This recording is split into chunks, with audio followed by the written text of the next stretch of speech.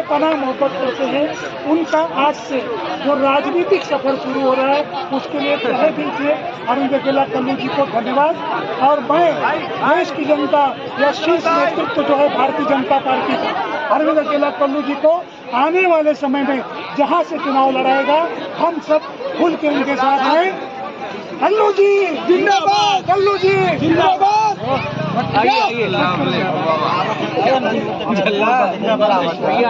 बोल नहीं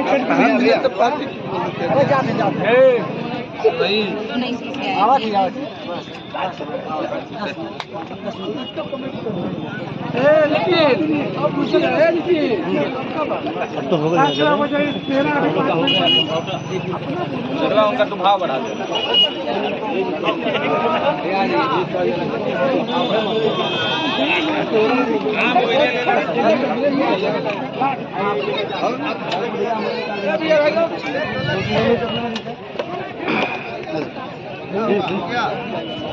आ रहे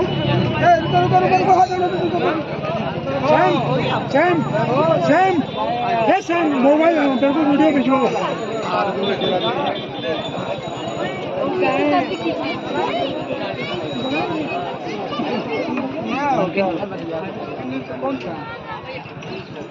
दीदी दादा छोड़ के दीदी